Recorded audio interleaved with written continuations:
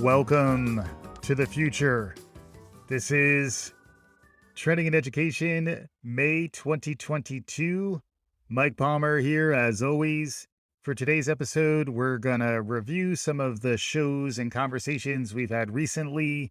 We're going to also look ahead at a couple of shows that are on our near horizon, soon to be coming down the pike. All of that would make an amazing show. But on top of all of this, we are bringing back the one, the only, the OG of virtual co-hosts, Nancy. Nancy, welcome back to Trending in Education. Thanks, Mike. Always great to be back on, and we've certainly got a lot to talk about. Indeed we do, Nancy. Let's run this conversation back to the end of March, right after we returned from a successful South by Southwest EDU. Many of the conversations we've had since then are based on meetings and introductions and conversations that I had around my trip down to Austin. The first of these conversations was with Sunil Gunderia from Age of Learning, the company behind ABC Mouse. Sunil has focused very much on the future of learning, looking at early learners, trying to build an adaptive, personalized platform where we can capture some of their data and then feed them the right types of instruction. The instruction is engaging. There were two things that struck me the most in the conversation with Sunil. One was when he talked about learner identity and the related point that learning is intrinsically rewarding. Let's pick up with a little bit of sound from my conversations with Sunil Gunderia from Age of Learning. Sunil Gunderia, Age of Learning. At the same time, folks frequently are citing research that indicates that intervening in the early childhood years has the most net positive impact. And the flip side is also true, where adverse circumstances in those early years really can set you on a much more negative trajectory as a learner. Can you provide a little more depth to that narrative? Can you put this into context? Yeah, sure. What is clear is that in terms of neural connections, the majority of them for a human happen in the first 5 years of life. And as such, there's a real opportunity to develop both language, math skills, and social emotion skills during those ages. And oftentimes parents, especially those from low income households, are not given the right background. They don't have the experience in terms of what they may need to do to help their children. Additionally, there's been tremendous amount of longitudinal research that's been done by Nobel Prize winning economists like Dr. James Heckman at the University of Chicago that have found that investments in early ed yield more from a societal value perspective. It's almost a 13% return, a CAGR return on those investments versus investments in education elsewhere in the life cycle. There's this real need to examine from a public policy perspective how we can help lift all boats and really unlock human potential by increasing investment in early ed. And we're finding the same thing through ABC Mouse. You know, what is interesting is over the past several years, we've done over 20 studies and continually we find not only does it drive significant gains in math and reading, it also helps develop learner identity. And this idea that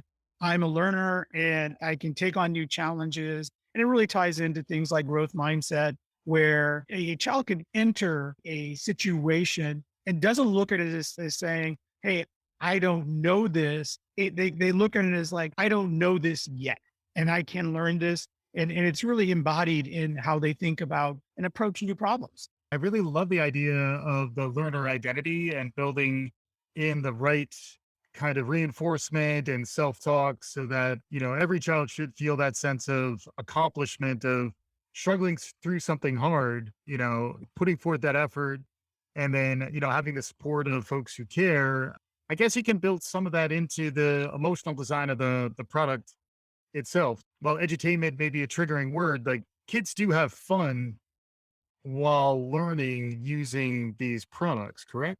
Kids have fun learning. One of the great discoveries that we had on ABC Mouse, and I don't know if it's that great, we just know that from the research we've done before, learning is intrinsically motivating. You don't need external factors necessarily. Children, adults, you feel accomplishment when you learn something. What we strive to do is really a balanced approach that we reward the learning and match our extrinsic motivations with what is intrinsically happening with the child, and we help them name it that I can do this thing, and that further is reinforced by a teacher who can then also reward the child or recognize you learned this. That's awesome. The same with the parent. Pulling all that together really does help a lot in terms of building learner identity. And we've seen in our research. That's great stuff, Mike. I'm always struck by how much we can learn from early childhood education. It's a natural place to start. It certainly is, Nancy. And I know I reference the fact that I have a young son frequently on the show. Although I will say, to my credit, I did several hundred episodes of Trending in Ed prior to having us having our son. And I think there's some consistency on both sides of this equation. It does make you think very much about learning, and it makes you think about the future of education in different ways when you realize, Matthew will be college age in 2036. What will college look like? What will the future of education look like?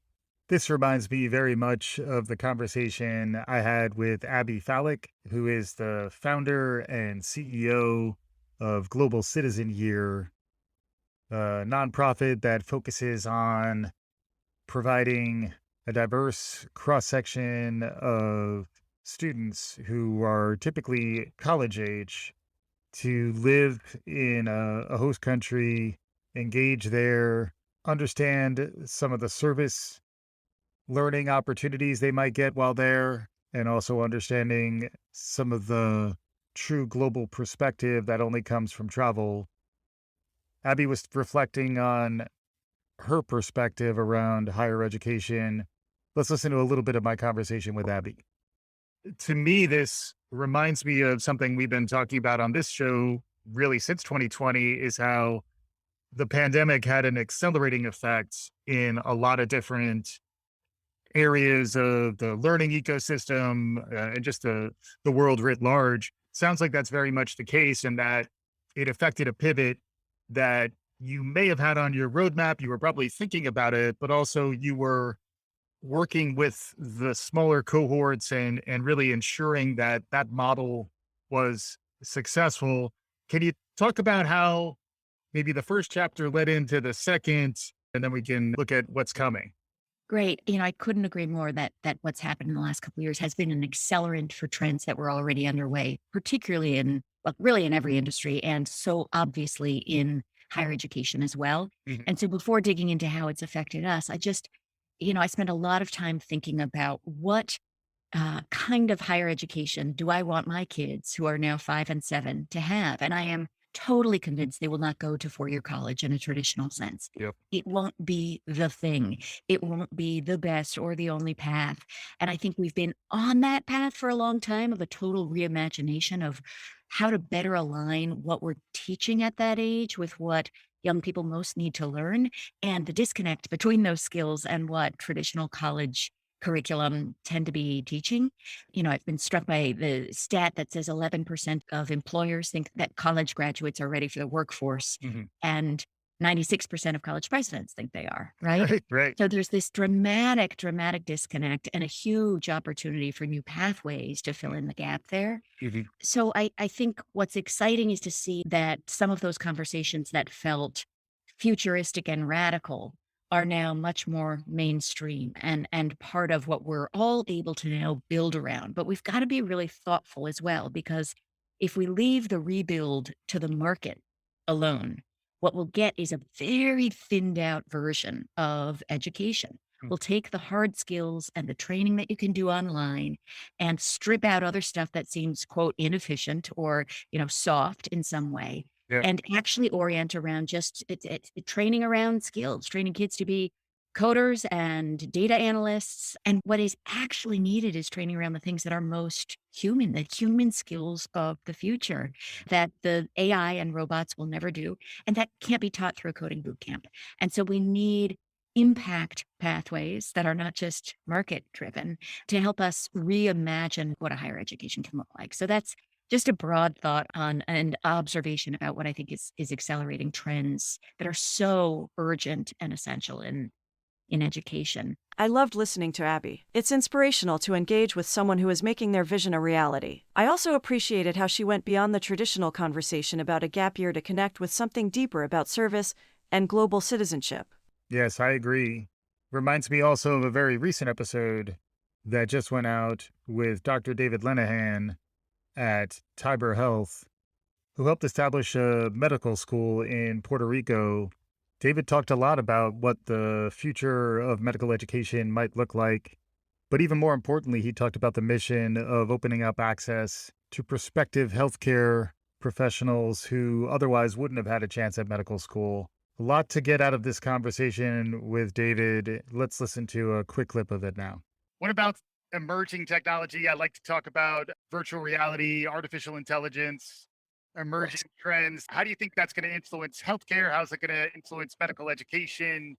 Any takes on that area? I would say that I wish I was an expert in this. So when I developed the modeling system, I developed it's a 7th-degree polynomial. So it's x to the 1 plus y to the seconds. So it's a math formula that I can get around. Now I got a whole team of engineers that do artificial intelligence and machine learning. And I just nod my head when they talk to me. I'm like, yeah, that all sounds great.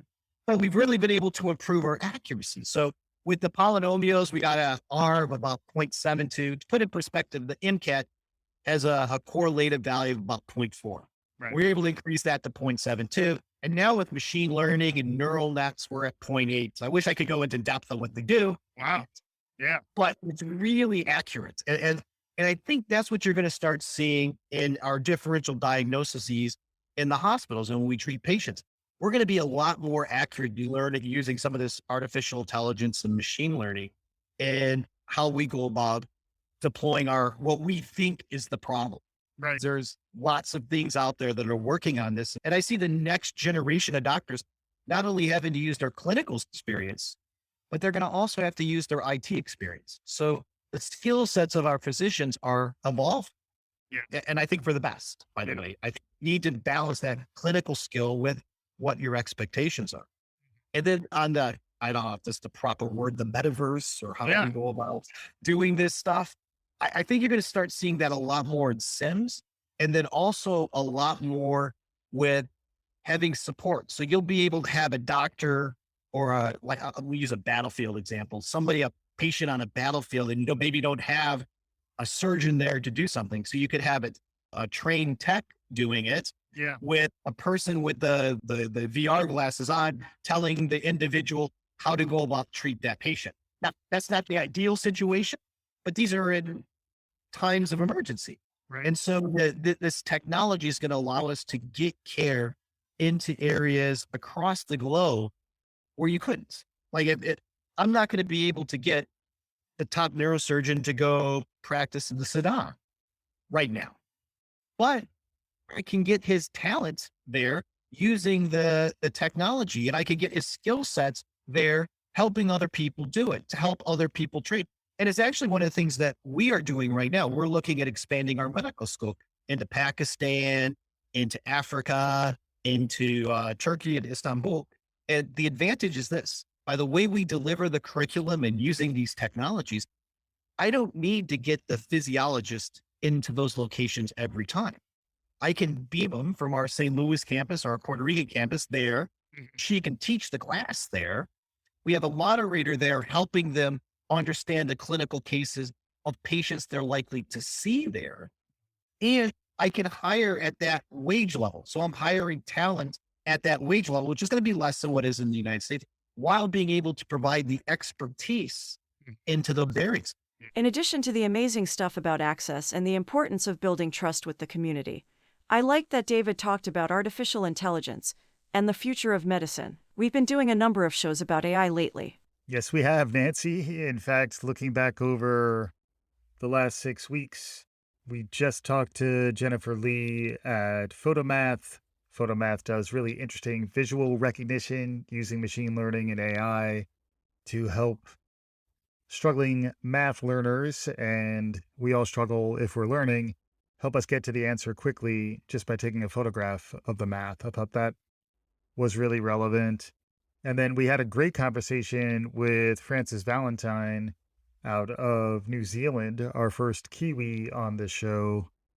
I really enjoyed the conversation with Frances. Let's hear a quick tidbit for those of you who didn't know what a Kiwi was. The conversation contained a lot more than this. I really enjoy having conversations where I get a chance to smile and both me and my guest are enjoying ourselves. I feel like that happened here with Frances describing some more details about the wonderful Kiwi. Awesome. And real quick, can you explain to folks what a Kiwi is? Sure can. A kiwi is a bird, not a fruit, although the fruit is very delicious and it does come from New Zealand.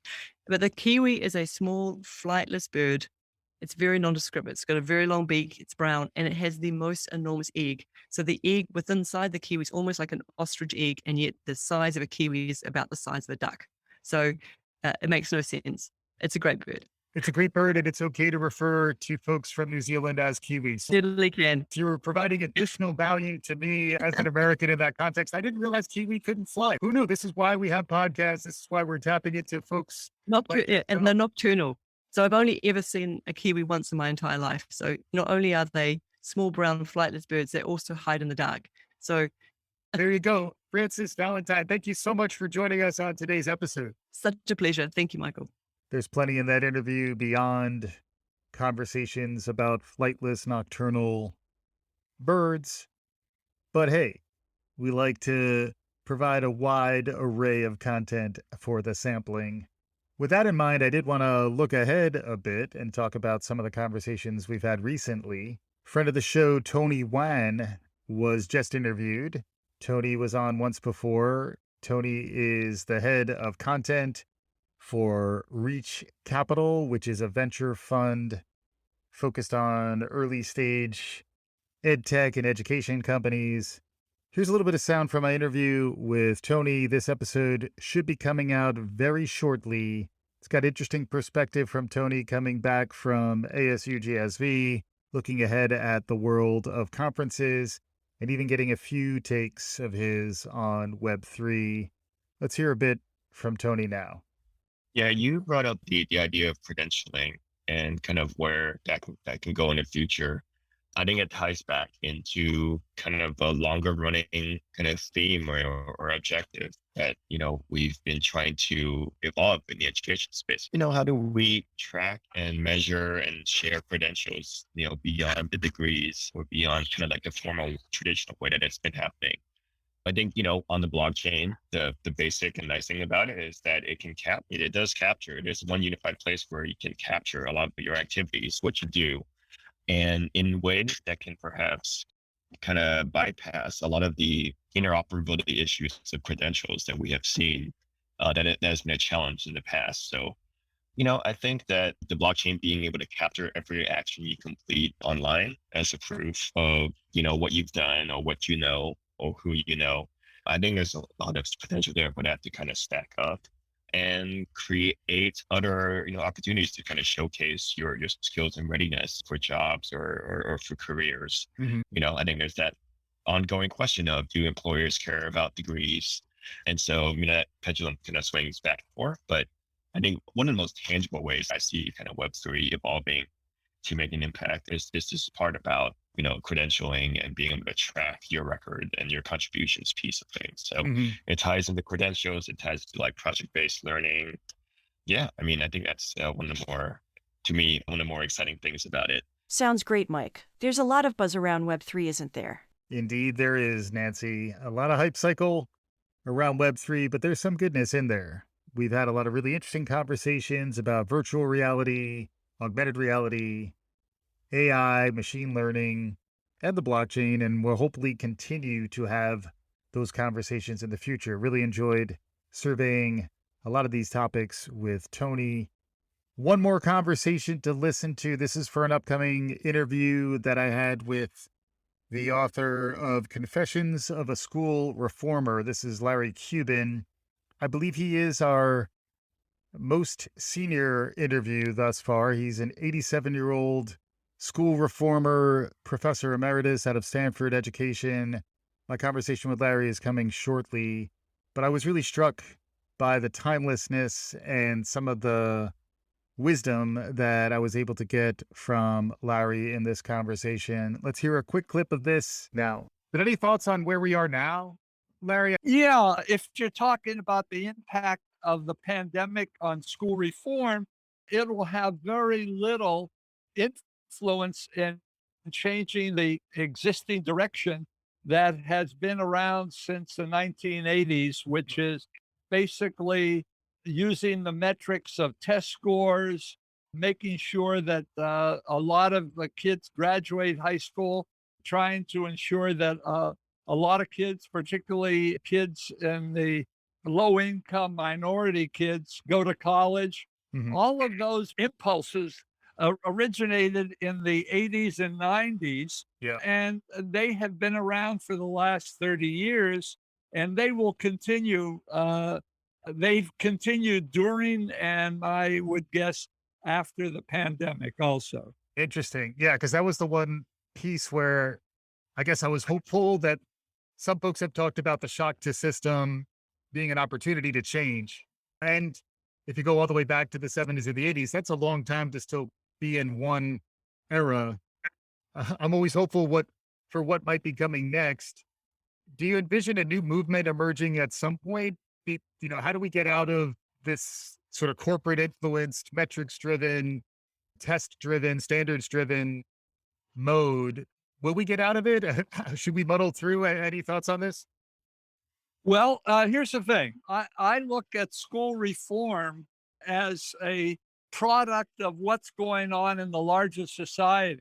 Mm. Schools, the larger society, whatever movements occurred, and I mentioned the progressive movement, the civil rights, the business informed reforms Yeah. of the last 30 years, 40 years, all of those were larger movements in the society that spilled over the schools. Mhm. Schools mirror the society. They don't change the society as a lot of reformers think they do. Right. So, whatever movement is afoot now, before, during, and after the pandemic, I can't tell you. But right now, we continue in the embrace of the business informed school reform movement that began in the late 70s and early 80s. Yeah. Yeah. And that's about 40 years now. Remember, the progressive movement began in the 1890s and really lasted until World War II. That's true. So that's almost 50 years. So Right. these reform movements, once they move from the society into the schools, they last a long time in schools because schools are basically conservative institutions. Hmm. Both Tony Wan and Larry Cuban will be appearing in episodes coming up in May. We have lots of other new things on the horizon in May, including launching new versions of Trending in Education that focus on a particular subject. So in the example of David Lenihan's episode, that might be on trending in medical education, for example. So more to come as we determine the specific strands and launch new feeds that provide just a particular varietal of trends in education. More to come on that, launching in the coming weeks. Same thing for our long dormant newsletter. It is showing signs of new life as spring is about to spring. Happy May Day for those of you who celebrate. We're going to wrap up here. Thanks so much for listening. Thanks again for joining, Nancy. Thanks, Mike. Always fun to be on. Outstanding. And with that, we'll wrap up this kickoff to the month of May with Trending in Education. Hopefully you're enjoying what you're hearing here. If you like this type of programming, be advised that we have two other podcasts that Palmer Media is producing. One is Running It Back, Lessons Learned from Sports and Leadership, with Tarlin Ray and myself. Tarlin's been featured on Trending in Education many times. We're almost 50 episodes in. We release every couple weeks, and we're taking a look at what's happening in the world of sports to try to find lessons learned. Check us out at runningitback.fm. And then the other podcast that launched this year is Inside Jackson Station, available at InsideJacksonStation.com. Also, anywhere you listen to podcasts. Find Inside Jackson Station. You'll hear sound from Nappy Brown. You'll hear conversations with Dan and artists who played at this legendary blues bar in rural South Carolina. Lots going on. More shows in the cooker. Stuff is still coming down the pike. Thanks as always for listening. If you enjoy what you're hearing, please subscribe to Trending in Education. Look for that newsletter. More to come as we launch these spin-off threads based on the core content we've all grown to love here at Trending in Ed. We'll be back again soon. This is Trending in Education.